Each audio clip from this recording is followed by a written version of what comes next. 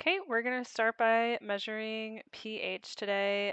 pH is a measure of how acidic or basic a solution is. The range of pH is 0 to 14, below 7 being acidic, and above is basic. Exactly 7 is considered neutral. You're going to want to start by putting your gloves and safety glasses on. Safety is really important in lab settings like these.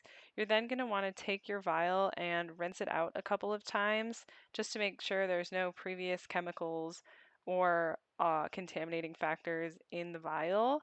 You're going to want to then fill it up to the top, and you'll see the middle black line at the top, and then add 5 drops of the phenolphthalein or the R0004. This is a commonly used pH indicator, and you're going to add 5 drops of this.